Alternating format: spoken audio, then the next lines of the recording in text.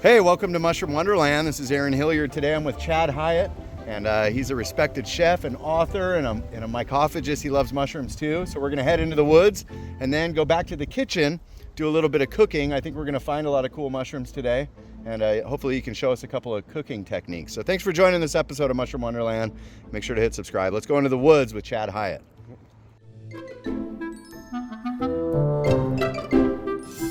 Welcome to Mushroom Wonderland.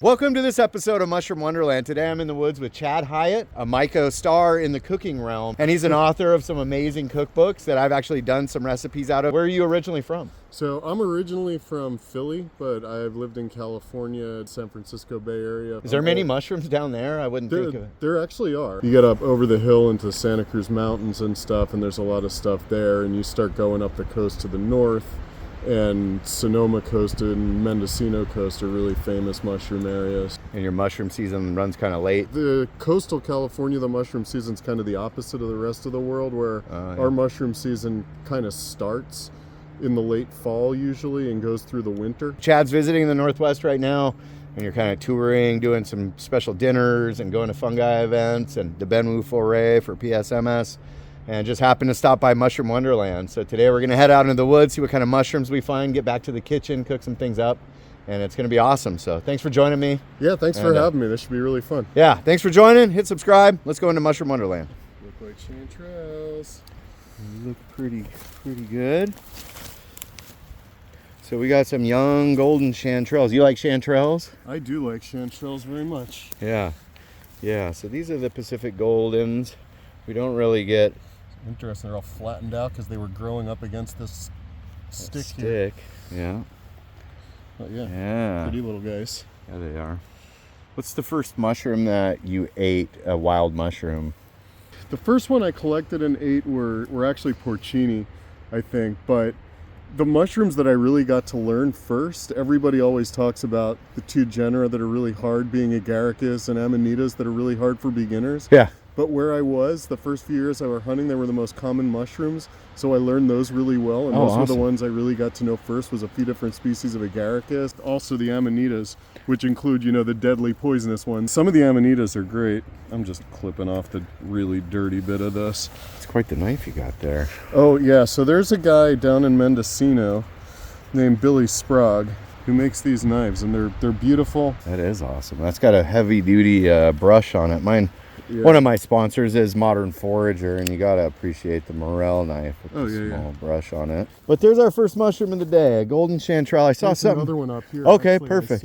So what's your take on dried chanterelles? A lot of people say you can't dry chanterelles, but I see them, for sale at vendors, dried. Dried chanterelles, everybody complains about the texture of them, basically. Yeah. I think they actually taste pretty good. The aroma's really nice. Yeah. The issue is they get like a really leathery texture. You can do dried chanterelles, but if you're going to do them with big meaty things like this, like the Pacific Northwest chanterelles are pretty big and meaty. Yeah. So if you're going to do them with something like this, after you dry them, you're probably going to want to powder them, or whatever you cook them in, you want to puree it up or cut them in small pieces or something, because the texture is pretty rough. But with really small, like in some parts of the country or other parts of the world, there's little delicate chanterelles, tiny ones, and they're just fine dehydrated. They're different when you dry them, but they're good. They still have kind of like a fruity component to them. I have some dried ones that I use every so often for stuff. It's my mission to tell everybody that all these rules are wrong.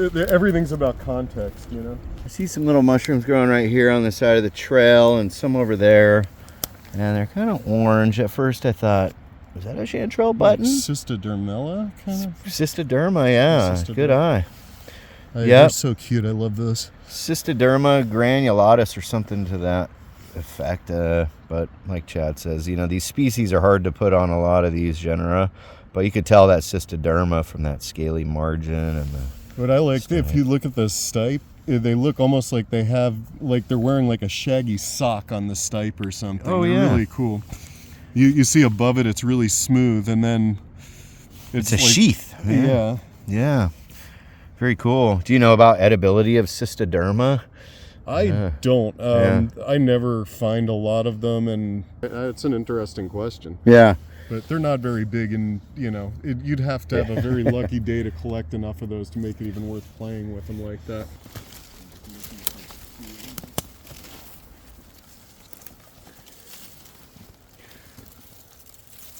Do you have the same species of chanterelle down there in California? Yeah, we have. You guys have Formosus is the most common one here, right? Yeah. This is probably Formosus. Yeah. So we have Formosus. Supposedly we have a few Cascadensis somewhere. Mm-hmm.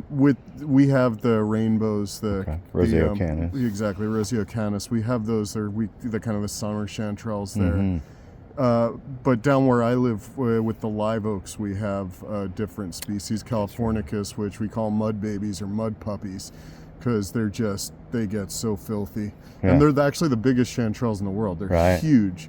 You find Are they good? 1-pounders are common, and you can find 2-pounders sometimes. Like they get huge. Whoa. So when they're young, they're pretty good. When if they're old and waterlogged, it's just kind of a mess, and it's not.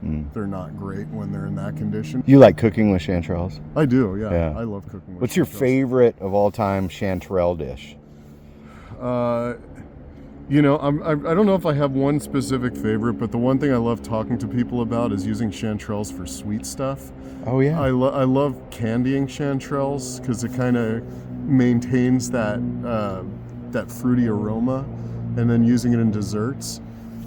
So either kind of pureeing up the candied chanterelles and using them in batters and stuff like that, or taking I like to do candied chanterelles as kind of a base for other things, where I make a galette with candied chanterelles and fruit.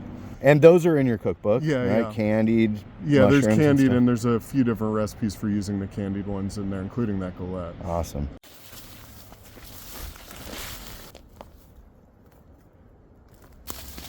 Oh, look at that. Well, we almost stepped on this one. Check this out. So right here we have the short-footed Russula. This one's a little bit moldy, but I see another one over there. But these are the ones that could become a lobster mushroom. Have you ever eaten these when they're non-parasitized? Yeah, I've actually eaten them quite a bit. I know this is not a popular opinion in some circles, but I think there's not that much of a difference between them in that state versus in the state of a lobster. The texture's pretty much the same. The flavor to me is the same. Like, they don't have as much of that funky smell you get from lobsters, but I think they're pretty similar. I heard David Aurora did a blindfolded taste test and people preferred this over the lobster. I have actually heard that, yeah. I get like kind of a weird aftertaste from these. I get the same thing in lobsters, actually. Some people get it and some people don't, because some people look at me like I'm crazy when I describe it, and other people are like, yeah, I know exactly what you mean. When I use them, because of that kind of weird aftertaste I get from them, I tend to use them with strong flavored things. And they pickle these commonly in like Russia and Eastern Europe and stuff. And in Oaxaca, we were served pickled ones. Oh, really? Yeah. In Eastern Europe, they'll kind of salt pickle, just like lacto ferment basically almost any and all of the Russula. And this is good because it's a big, meaty, mild one. So it's a popular choice for at least the Russian guys I know and other kind of Eastern Europeans I know who like to do the salt pickles. They like them, yeah. Cool. The ones we had in Mexico weren't lacto fermented though. The ones in Oaxaca were actually just like kind of what I call quick pickles, or just so vinegar and water and salt. And they were really good. Everybody loved them in the group we were with. Cool. Most mushrooms they are very fibrous. Yeah. Because the way most mushrooms grow, they have these long fibers, the hyphae, that grow like that. But Russula and Lactarius are in this weird taxonomic tree where they have these tight spherical cells.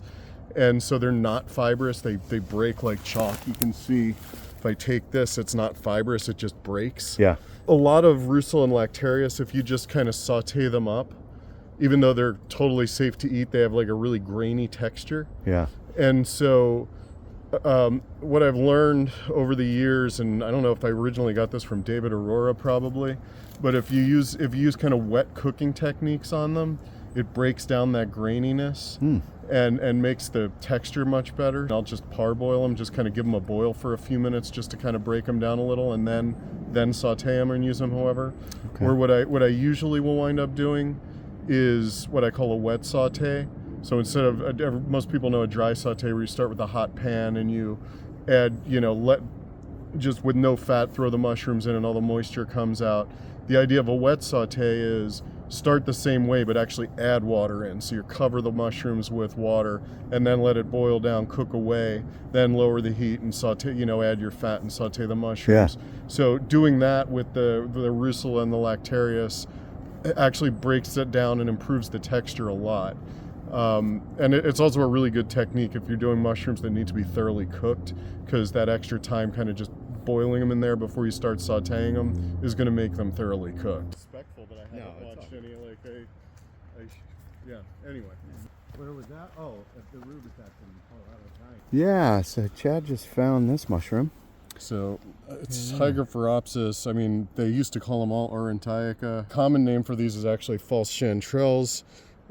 This one is very much not chanterelle looking. I thought it was something else from the top. It looks like a pluteus from the top. Yeah, somebody could mistake that for a chanterelle, I guess, based on the gills, kind of how they're decurrent. Yeah, and sometimes the groups in this species, this is clearly not one of those, but the other Hygrophoropsis can be very orange in the same way the chanterelles are on the top and the bottom.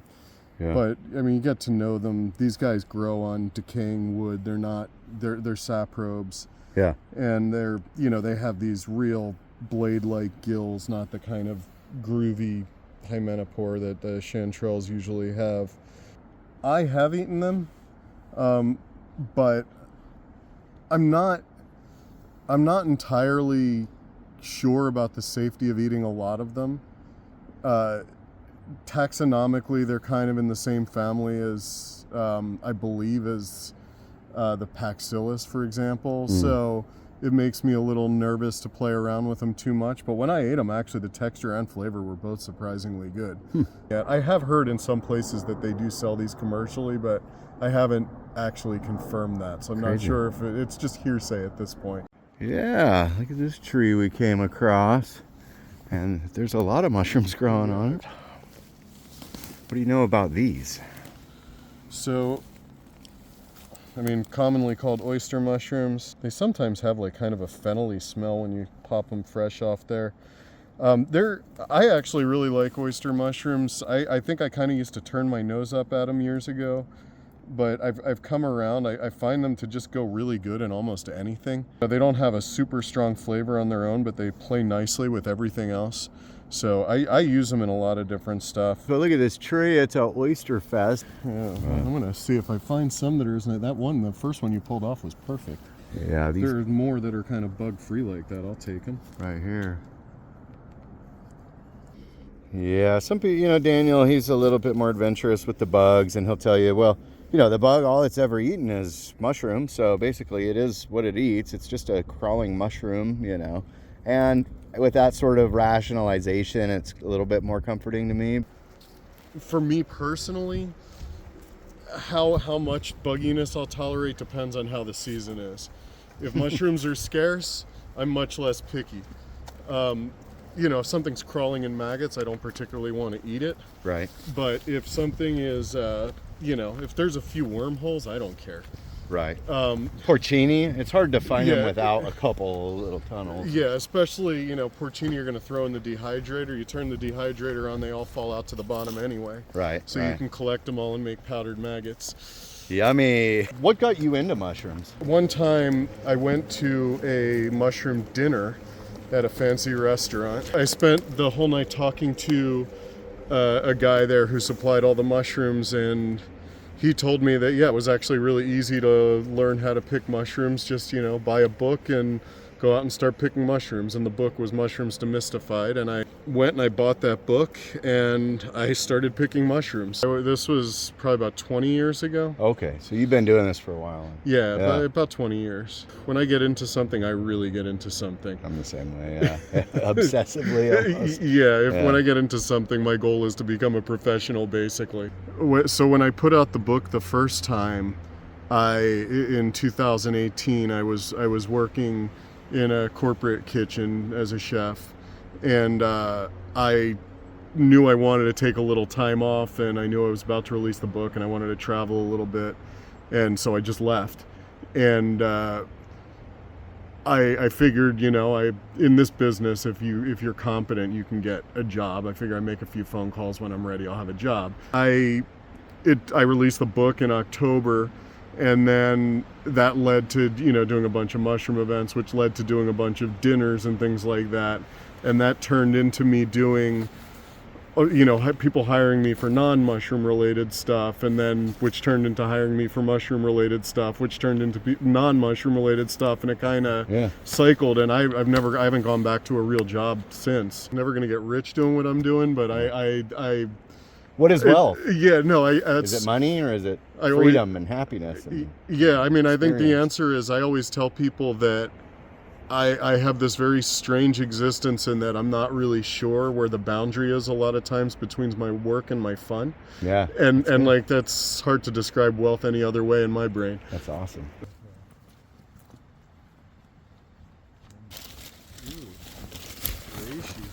Yeah, look at this guy. Oh, he's a cutie. There's another little cutie right next to Yeah, him. so this is really soft. The young ones are actually pretty good sauteed. Really? Yeah. The young edges, they're actually pretty good. I mean, if we could get enough off of that, we could saute it up later. I think we should. Yeah. I haven't done it in a long while. It's really You think good. it's soft enough? This is Ganoderma organense, our local reishi mushroom. I mean, it feels pretty soft to me. Yeah. I mean, we're not going to eat the middle part, but like, Right. yeah, this edge, we could saute it off just to taste it. A lacquered conch, some people call it. I guess this chemical that makes this shininess is the same as lacquer that goes on furniture. Oh, wow. Yeah. Yummy. It's basically the same thing. Yeah, delicious. Yeah. Ooh, we just stumbled upon a mushroom right here. Gomphidius, or if this is here, it means there's probably some Suillus around here. Gomphidius are thought to be parasitic on Suillus. They're actually similarly maligned, maybe even more so than Suillus are. If you are afraid to eat Suillus, you're definitely going to be afraid to eat these guys, even though they are equally edible. They're kind of scary because they're just so slimy. Yeah. And they're called a slime spike, right? Like, yeah, that's one of the names for them, is slime spike. And you can see actually here, sorry, I have my distance glasses, but you can see this veil, this like layer. This is like a slimy bit here. Oh, yeah. You see that slime? Yeah. Have you eaten these, the Gomphidius? Yeah, I've actually served them to large audiences even. Really? Yeah. Actually, they taste fine. You know, the slime bothers people. There's two things. Like, you could see, you can actually peel the slime layer off, which in all the Eastern Europeans I know, they're taught by their family, with like Suillus are very popular, and they're taught to peel the slime off the cap, peel the slimy skin off the cap. So that, I just got rid of the slime. You can feel it now, the slime's gone. Yeah. If the texture bothers you in general, there's a lot of mushrooms that taste good that people don't like the texture of for whatever reason. Yeah. And there's two things you can do in that case. One, you can dry them and use them dried and use them to flavor things when they're dried. And the other thing you can do is you can cook them up into whatever you want and then just puree it, and then the texture doesn't matter anymore. If the slime bothers you, puree them or just dry them. I'm not going to keep the Gomphidius though. Yeah. The hideous Gomphidius, some people call it. So right here we got the sulfur tuft, Hypholoma fasciculare, said to be one of the more poisonous ones in this area as far as GI upset. Have you ever nibbled and spit one of these things? So here, I'll do it right now for you, just because. So, and then I'll tell you what I've heard about these. Yeah, and what I've heard about them is exactly true. So They're very bitter. So I've first of all, I've heard mixed things on the edibility of these. I've heard some people say they're harmless. I've heard some people say they cause pretty serious GI upset. Yeah. But what I've heard is, who really knows, since they're so bitter and disgusting that nobody could ever actually eat them anyway. That part. It tastes like a mouthful of dirty pennies or something. Well, like dirt. It's like somebody rolled their aspirins around in dirt. Right here, it looks like the Trametes versicolor, the turkey tail mushroom. These are supposedly medicinal, really highly studied for their medicinal properties. They get that nice white creamy pore surface. So there's this creamy part that you're showing here. The creamy pores are one of the ways you tell them apart from a lot of the lookalikes that people mistake them for. The top color scheme kind of varies a little bit, but they'll always have that creamy, almost smooth pores because the pores are so small. I will collect these sometimes. I like to just make tea from them. Yeah. The tea is really tasty. I like it. You got to cook it a long time. It's not like a tea bag where you drop it in and steep it for a minute or two. Yeah. These guys, you really got to boil them down for like a half hour or more. Yeah. Like on pretty serious temperature, like really boiling. Add more water if you need to.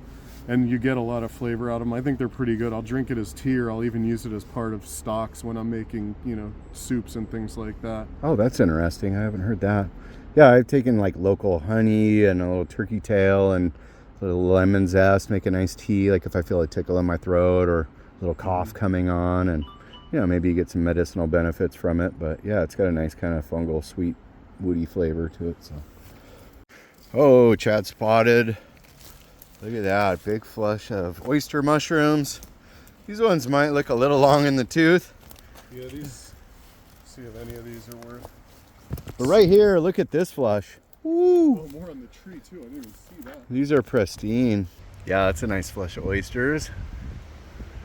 And we are surrounded by widowmakers, so it's kind of a dangerous forest when it's windy. Everything's cracking. Now you're making me all A little nervous. Yeah.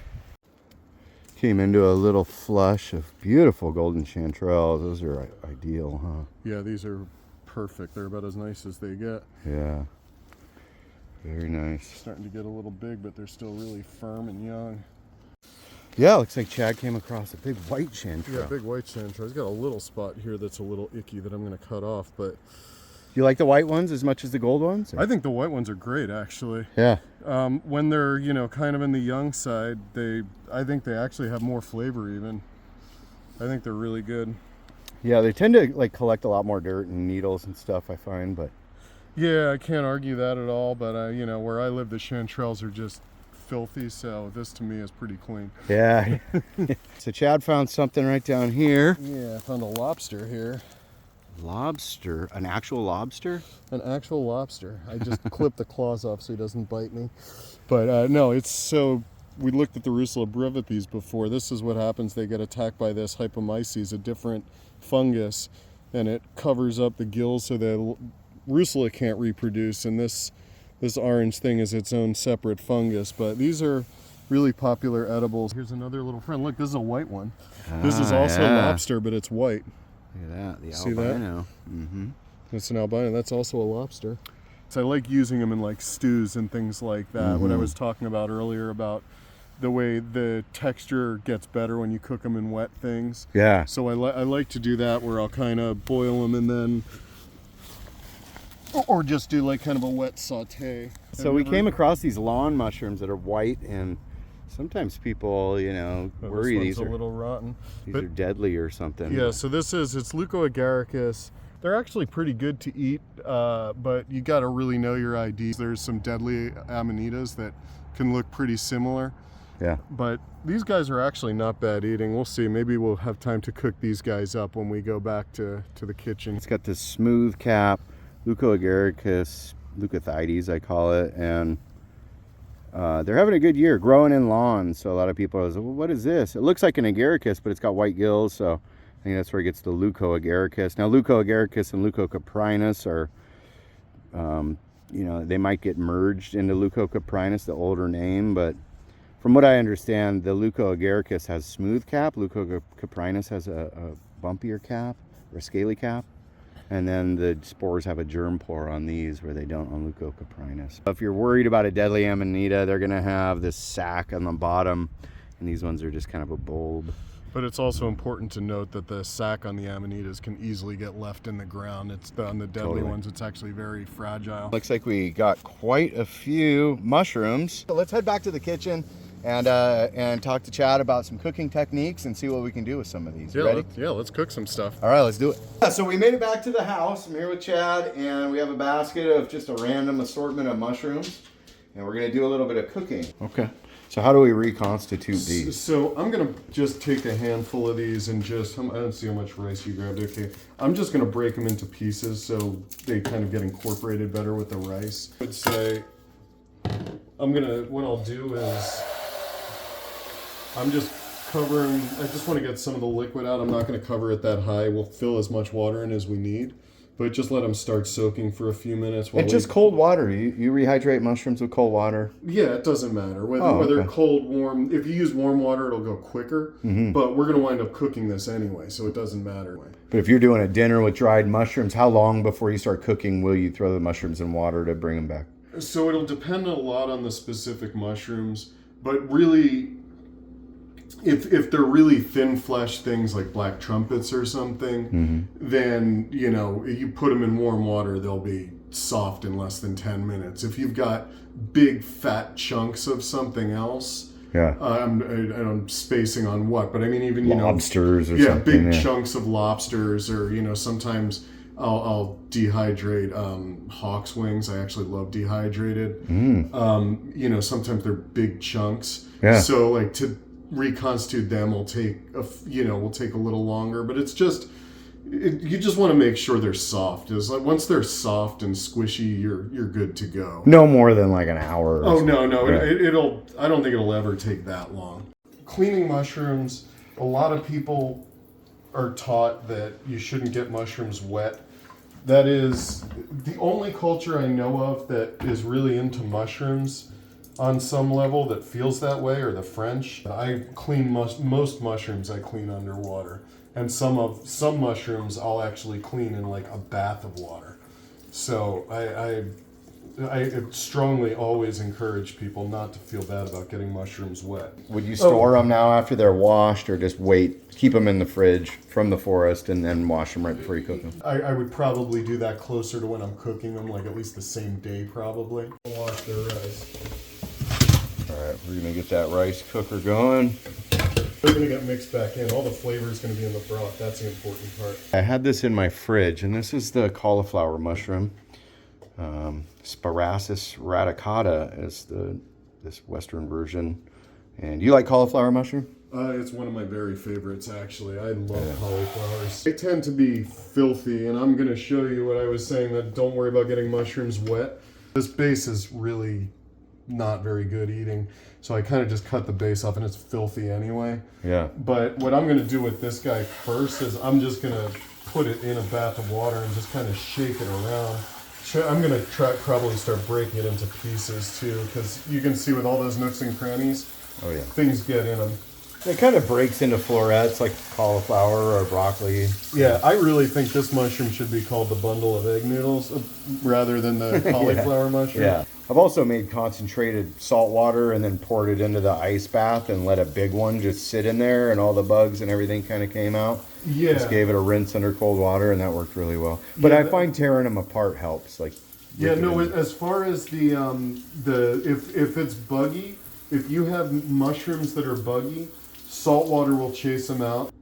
Just soak the thing in there for about 5 minutes. You know, agitate it a little, move it around, and the things will come out of it. Yeah, and it looks like a lot. Look at how much dirt's in the bowl. Oh yeah. And remember how much I was rinsing it without the bowl too. So you can see, clean your mushrooms with water. Who cares? All right, he's chopping up the reishi, the Ganoderma. Yeah. So. This is the one I was the most curious about. I haven't eaten this one in a long time, and I've never eaten it off like a mature one like this, so I'm curious to see what it's going to do. I'm going to get this pan hot. So the pan is hot now. I'm going to you can hear it sizzle already just from me putting that in there. So what I'm going to do here, because these feel kind of dry, I'm just going to add a little bit of water to this pan. So otherwise they're not going to cook. So, you know, most of cooking, actually, when you cook things, is actually the water inside kind of steaming out. Yeah. So if you're trying to cook something, saute it, and it's dry, nothing's going to happen. So I put a little water in here to make sure these Ganoderma actually cook. I'll probably do the same thing with a lot of these mushrooms here. And this is what I call a wet saute. So when you're tasting new mushrooms that you've never eaten before, I'm turning the heat down a little bit, by the way, while I'm saying this. I want to try a piece of this mushroom before I add the fat. Yeah. Because cooking it in the fat's going to change the flavor. So I want to know. So now I'm adding the fat before I burn this stuff into the pan. But it's actually not bad. No. It already has a bunch of flavor. I'm gonna try and get a little color on it. Wow, it smells really good, actually. Well, so far that was just boiled and it was already pretty good. It wasn't bad. Yeah, I honestly I expected it to be worse, or bad at all. Yeah, I didn't think it was bad at all. No. Yeah, this rice looks amazing with all the porcini in there, just kind of like cooked in the porcini water. So this is the Ganoderma now after we kind of crisped it up, browned it a bit in the pan. And it was a small one, a small reishi, so there wasn't a lot of meat on it. You know, you can only really use that fringe, that soft fringe edge. This is the Leucoagaricus. Pretty sure that Aaron's never eaten this one before. No. So, this will be fun. I haven't eaten it in a few years actually, so I'm kind of curious. I remember liking it when I ate it before. Yeah, so the Leucoagaricus getting a little bit of color. Okay, we're gonna try a taste of the Leucoagaricus. The Ganoderma had a bunch of flavor. This one tastes like nothing. I feel like Yeah, I'm chewing on nothing. Yeah, it's true. Nice color. Yeah. So for the fried rice, you wanna kind of spread the rice out.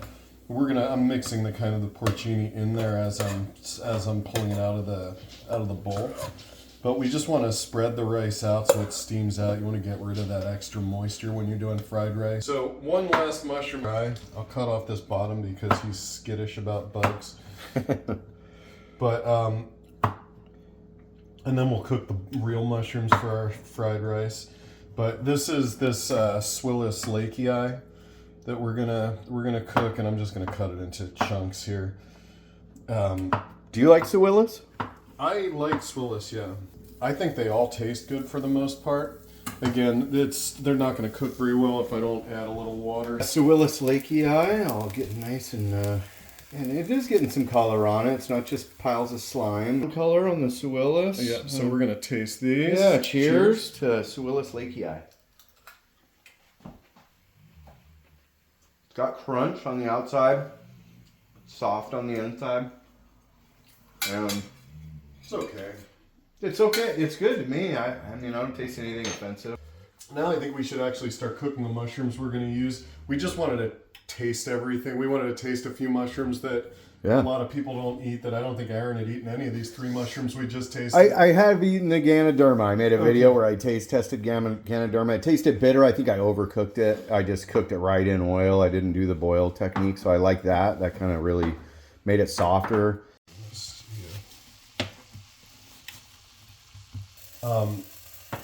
Oysters tend to be really easy on people's digestion. Most people have no trouble with them, so I'm not so worried about undercooking them.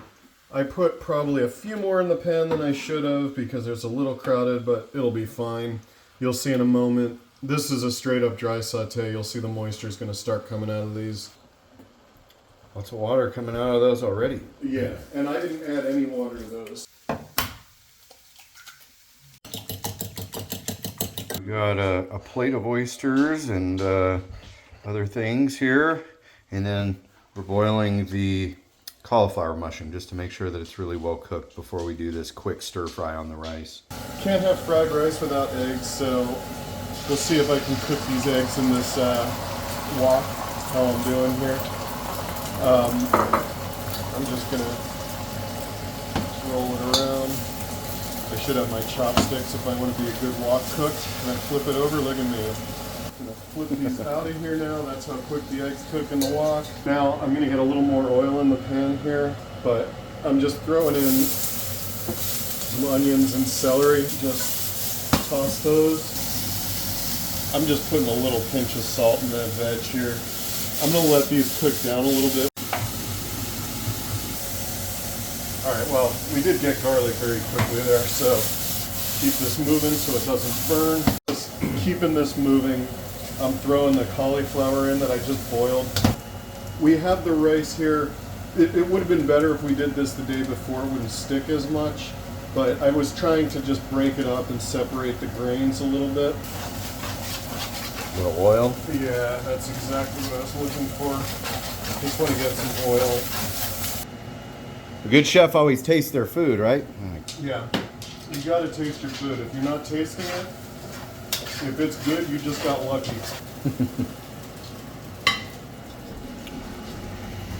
And you can see it's loaded with mushrooms. So This is 6 mushroom fried rice and Yeah. some hot wings. Heck yeah.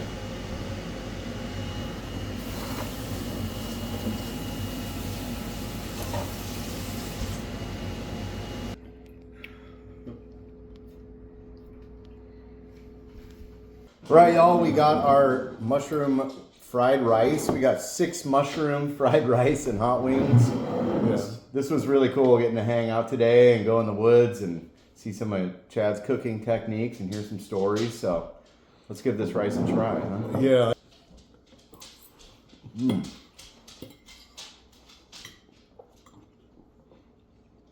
Taste all How those can you go mushrooms. wrong with fried rice and mushrooms? Like, Yeah. it's just a match made in heaven. A lot of people, you know, would discourage eating a bunch of different wild mushrooms in one dish, but we know that neither of us have any intolerance to any of these.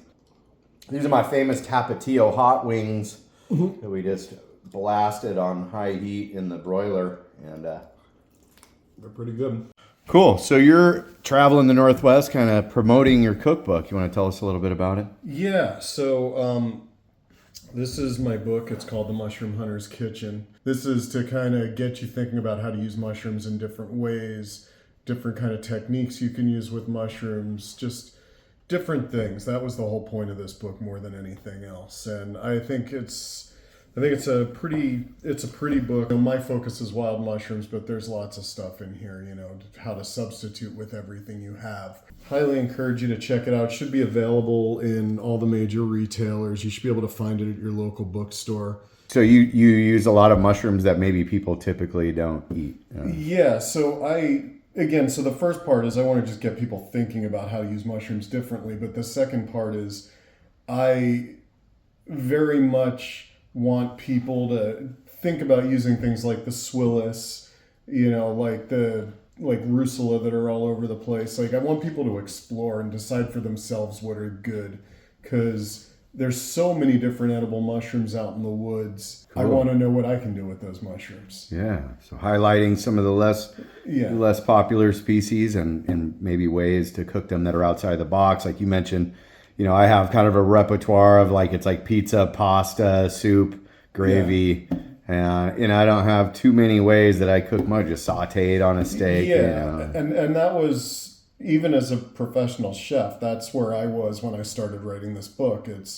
I need to get out of my habitual always cook the same 4 or 5 things. So, you know, there's ideas for different kinds of salads and stews and pasta type things that you wouldn't have thought of. And desserts. And yeah, there's a whole section on desserts. All right, you guys, so you got to check out Chad's book, The Mushroom Hunter's Kitchen. And we're going to get to eating. So, had an awesome time in Mushroom Wonderland. Thanks, Chad, for coming out. Yep.